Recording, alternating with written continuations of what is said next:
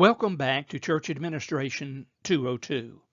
In today's presentation, I want us to examine ministry stress and self-care. These are essential for the minister. Taking care of yourself is necessary to be your best for the Lord and for His work. What will you learn in today's narrated PowerPoint? Well, you will learn the reality of ministry stress. We will examine the health risks that a minister faces as they deal with the stress of ministry. I'll present to you 5 major stressors of a person who is engaged in ministry. We will define the word stress, and also we will define the word burnout. And toward the end of the presentation, I will challenge you to develop a self-care plan. Every minister needs to have a strategy for self-care.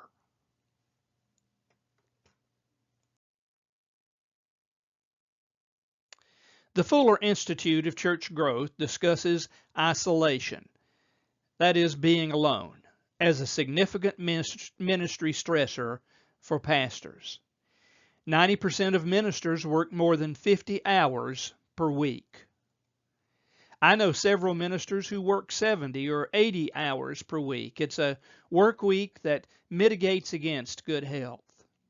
Fuller found that 80% of ministers believe pastoral ministry affects their families in a negative way. I place this in red to emphasize that pastoral ministry does not need to impact our family negatively. 33% believe ministry is a hazard to their family.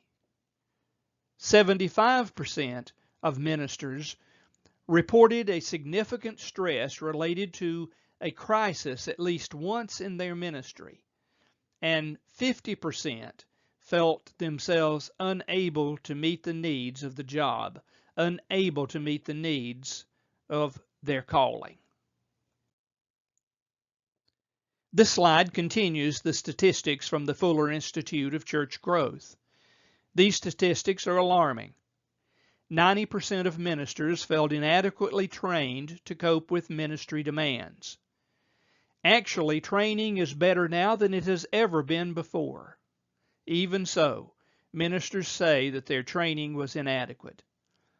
70% say that they have lower self-esteem now compared to when they started ministry. 40% report serious conflict with a parishioner at least once a month, and 37% confessed to engaging in inappropriate sexual behavior with someone in the church. Perhaps one of the most alarming statistics is that 70% of ministers do not have someone that they consider a close friend. Now, what about you? What's been your experience? Do these statistics say to you that you're isolated and that you need to develop more friendships? It's obvious that pastors or ministers need to get out from underneath the stress of isolation, and it can be done. This slide contains a sobering quote that comes from the New York Times. Quote, "Members of the clergy now suffer from obesity, hypertension, and depression at rates higher than most Americans. In the last decade, their use of antidepressants has risen while their life expectancy has fallen. Many would change jobs if they could." Close quotes. Does this sound right to you? Why or why not? You may want to pause this PowerPoint presentation at this time and think about this question. Does this sound right to you?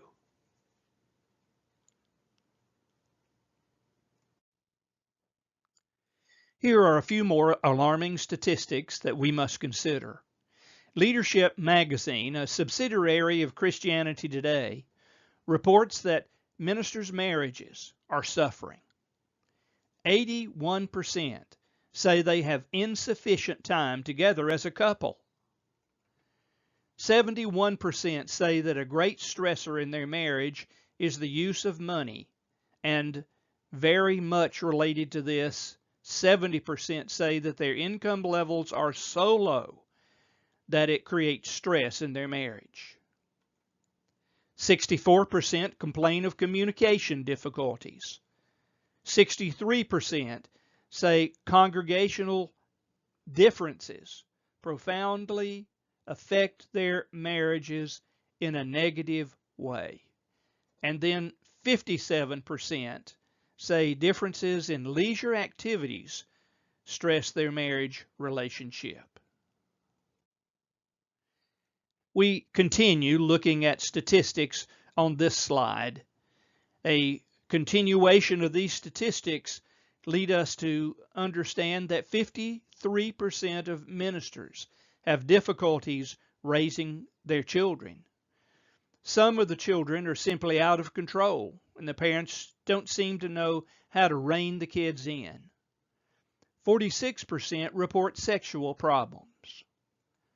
41% talk about anger toward their spouses, which may be spread over a wide-ranging set of issues.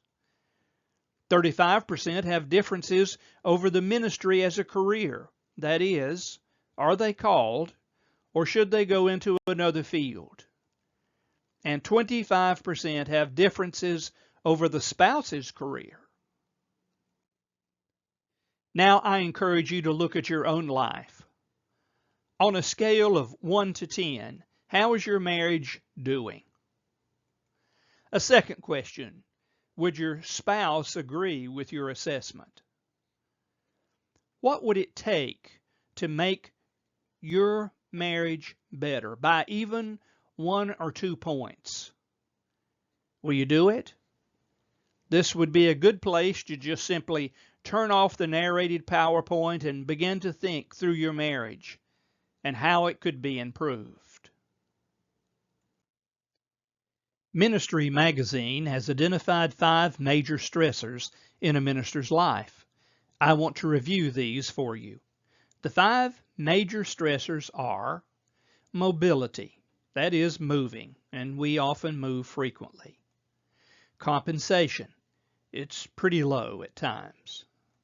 Time demands, we're always at the beck and call of church members or members of the community. Social support, having friends, and then boundaries. Let's look at these one at a time. Mobility. A minister's family is often uprooted from familiar surroundings to move to a new church ministry location. That disrupts the social networks.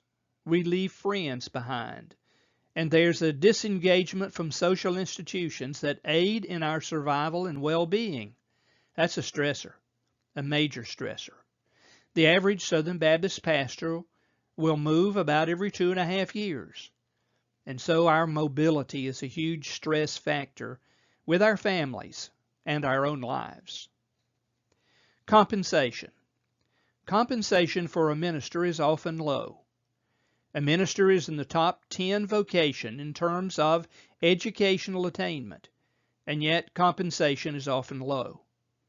As a matter of fact, out of 425 identified occupations, ministry ranks 325th in terms of the compensation they receive. When someone from your church unfairly says that you're only in it for the money, you might just quote to them the fact that of the 425 occupations, we rank 325th in terms of compensation. That provides a financial strain and causes marital dissatisfaction and family instability and family distress. All of this can be tied to low compensation. Another major stressor is time demands. A minister is always on call. There's always that tyranny of the telephone call coming late at night. Someone needs help with perhaps physical, emotional, or spiritual needs, and it saps our physical, emotional, and spiritual needs. When the minister is running out to take care of, say, various church members that are in a crisis, it just saps the energy that we have. It robs your family of vitality, and it impedes the parent-child relationship. Therefore, you must create time to build your relationship with your family members, your wife and your children. And then social support.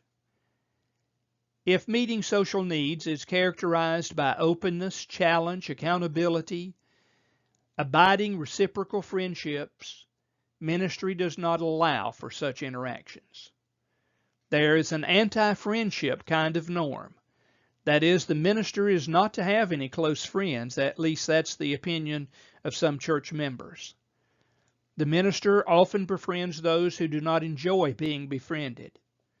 The pedestal effect is in place. So many place the pastor or the minister on a very high pedestal, and therefore they don't want to really have much to do with us. According to one report, social support was the unique predictor of life satisfaction for the clergy and their spouses. Who has your back? Who is your Jonathan? Who takes care of you? Who is your Nathan? And then what about boundaries? One quote said about this in terms of ministers, I quote, "They enjoy little physical and emotional space," close quote. There are constraints to the ministry and high expectations and demands, and as a result, there are few suitable boundaries around our lives. Those that we have sometimes are not sustainable. The ministry certainly does have some great stressors, but we have a great God, don't we? That God can provide for us even in the area of mobility, compensation, time demands, social support, and boundaries. On this slide, you will be presented two definitions that will be important to you in ministry. One is compassion fatigue. Compassion fatigue is a state of tension and preoccupation with the individual or cumulative trauma of clients as manifested in one or more ways.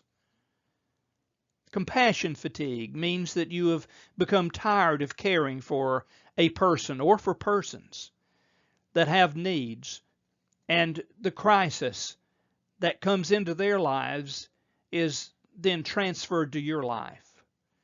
Compassion fatigue can be with one individual, or it can be with many individuals, like an entire congregation. And then burnout can be defined as the cumulative stress that develops into a state of physical, emotional, and mental exhaustion caused by depletion of resources to cope. And it can come with many kinds of work, but particularly it is seen in the ministry. When burnout was rearing its ugly head in my own personal life, I could sense that I was getting short-tempered and irritable in doing ministry. I didn't want to be around people. Interruptions bothered me, and so I would usually just take some time off, maybe 2 days. I was able then to renew my energy and recharge my battery, and also redevelop my relationship with the Lord, and it invigorated me. Pay attention to what your body is saying. Learn when you're experiencing compassion fatigue or burnout, and take steps to correct that. What are some of the causes of burnout or compassion fatigue? Well, when we see suffering going on around us, it causes us to have compassion fatigue or burnout sometimes. Ministers need to be replenished, and in our line of work, it needs to be on a regular basis. We lack that. Unresolved personal trauma can also be a cause of compassion fatigue. Pain and powerless people, and we see that often. We see very poor people, and we see the culture taking advantage of those people, and it brings a hurt to the depths of our lives. And then there's the loss of patience. When a death occurs, you may be present, or you may be close to that person, and that can cause a great deal of stress on a pastor. Witnessing the death or the dying of someone that we love while performing our duties, it's firsthand exposure to death, and it can be a very beautiful experience, but it does cause us to be prone to experience compassion fatigue or burnout. I've had the privilege of being with a number of people who have taken their last breath, and it's usually a blessing to release them into the hand of a loving God, but it brings stress on us. And then our multiple roles that we play. We are the pastor. Sometimes we're the counselor. Sometimes we play the role of a lawyer, although we're not qualified to do so. It's amazing the number of roles that we play. It can cause us to move into a place of emotional depletion. We have a lack of social support. And then there's a sense of not appreciating the danger of empathy. We need boundaries in our lives due to the multiple roles that we face. A lack of social support systems and not appreciating the danger of empathy can all lead us to a point of being emotionally drained, emotionally worn out. Since we've talked about compassion fatigue and burnout, I thought it would be good for us to look at some of the symptoms we should watch for. First of all, let's look at behavioral symptoms. And I'm just going to list some symptoms that we should watch for. These behavioral symptoms will crop up in your body, and we need to listen to what our body says to us. You should evaluate your own life to see if any of these are issues that you need to cope with.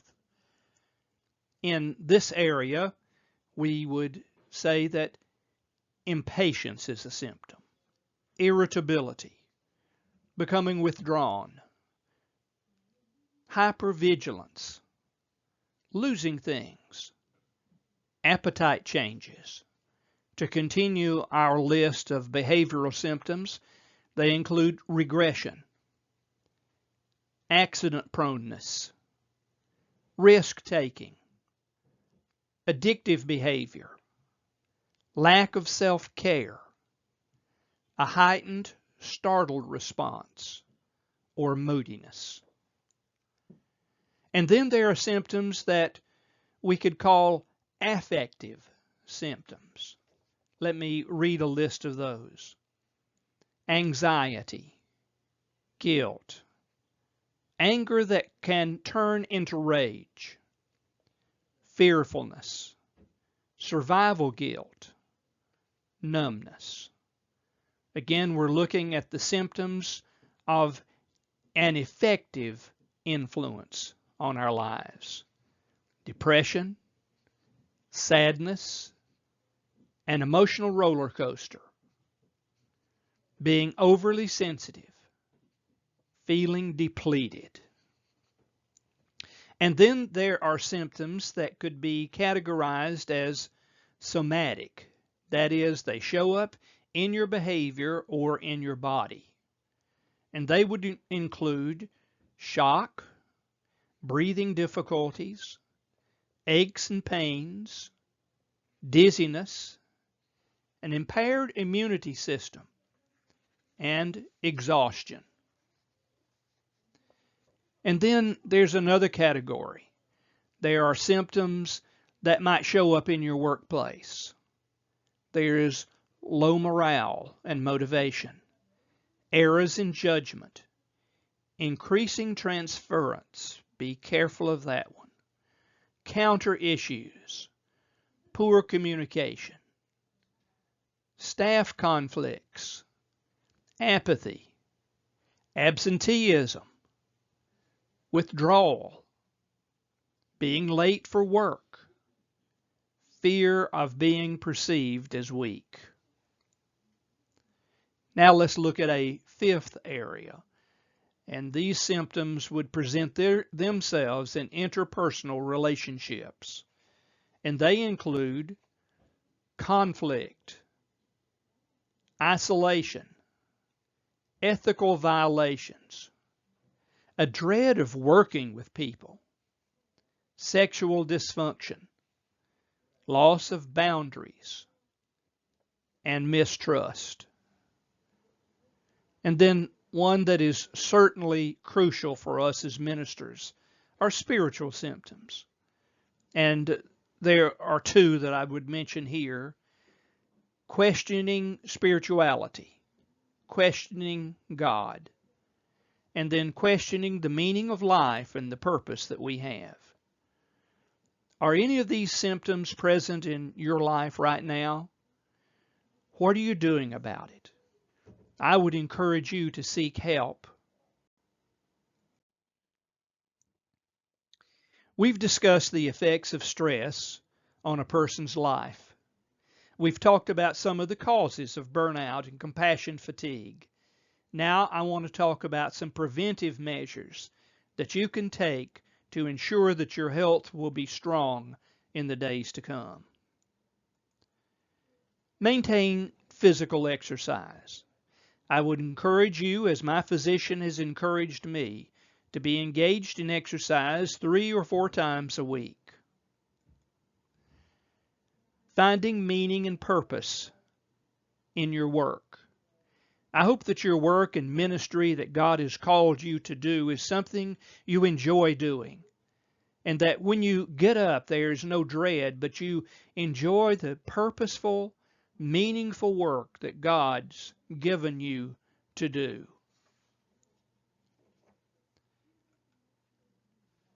Develop coping skills. One of the ways I cope with stress and pressure is physical exercise, but another method that I use is reading. Another method that I've used over the years is just simply to share the good news of Jesus with those that have a need to know. And then sustaining social support. I encourage you to develop a support system.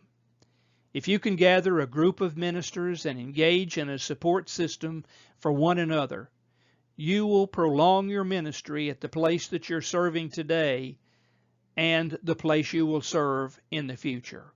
And you'll be a much healthier pastor or minister. Practice peace and a sabbatical rest.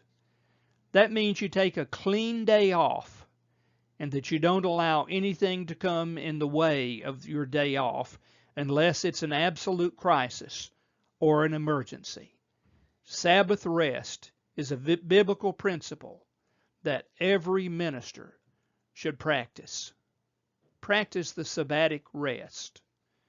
I hope that you will take Saturday off and then another day during the week. And then exercise sound sleep routines. We need to get the proper amount of sleep, and every person has a different biological rhythm that requires differing amounts of sleep.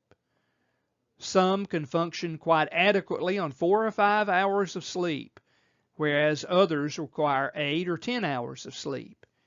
You find your routine and get in it. And then I would encourage you, obviously, to practice religion and spiritual disciplines. Every person needs to have discipline in their life. There's the discipline of purity, the discipline of devotion, the discipline of spending time in the Bible every day, the discipline of prayer, the discipline of worship. I'm not talking about the corporate worship you lead in your church. I'm talking about personal worship, individual worship, because you can't really worship corporately until you first have private worship. There is the discipline of the tongue, the discipline of leadership, the discipline of giving, the discipline of witnessing, and the discipline of ministry. All these are helpful in preventing stress from taking an undue toll on you physically, mentally, and spiritually. Now let me share with you 18 things that will be helpful for you in your self-care strategy. Number one, take stock of what's on your plate. Is there too much there? Are you required to do way more than you're capable of doing? Then get something off your plate. Number two, find time for yourself every day. That may simply be time to read a book, or go jogging, or spend time with your family. But find time for yourself each and every day. Number three, learn to delegate. Learn to ask for help. Help at home and help at work. Practice the Jethro principles that we learned in Church Administration 201. Have a transition time from home to work. Try to leave those things at work that need to stay at work. Don't carry them home to stew over. Focus on your home and building a strong marriage and a strong family. On this slide, we continue to discuss some helpful self-care strategies. Number 5, learn to say no and yes more often. Say no to the things that you just simply cannot do, and say yes to those things that you are passionate about, or that energizes you or motivates you, or you're just passionate about it. Number 6, assess your trauma inputs. When you have a death in your church family, that's a trauma or a wound that's been inflicted on you. Recognize that wound and take the time that's necessary for it to heal. Number 7, learn to recognize compassion fatigue. We've talked about that at length already in this session. And then have an accountability partner. Consider joining a peer support group. I would encourage you to be a part of a small group that would hold each other accountable. Join a support group. Here are a few more self-help tips and techniques for you to consider. Self-care strategy number 9, preserve your family time. Put your family time on a schedule, on a calendar, and so you'll meet their needs. Protect your privacy and maintain boundaries. Number 11, clarify expectations. Typically, the best time to do this is when you first go to a church. However, you can renegotiate your expectation of the church and their expectations of you, even after you've been there for a while. And if you need to do it, do it. Number 12, build friendships and social support. Don't be isolated. Don't be alone. Number 13, maintain physical exercise, proper nutrition, and proper sleep patterns. Now let's review self-care strategies before we go on to the next 5. Number 1, take stock of what's on your plate. 2, find time for yourself every day. 3, learn to ask for help at home and work. Number 4, make a transition from work to home. Number 5, learn to say no and yes more often. Number 6, assess your trauma inputs. Number 7, learn to recognize compassion fatigue. 8 is to have an accountability partner or consider joining a peer support group. Number 9, preserve family time. Number 10, protect privacy and maintain boundaries. Number 11, clarify expectations. Number 12, build friendships and social support groups. Number 13, maintain physical exercise, proper nutrition, and good sleep patterns. Now, number 14 is to find purpose and meaning in your work. 15 is to practice an absolute Sabbath rest. Number 16, practice religious and spiritual disciplines. Number 17, make use of clergy retreat resources. And last, number 18, seek help before you hit the bottom. Notice that is in red to underline the importance of not waiting until it is too late.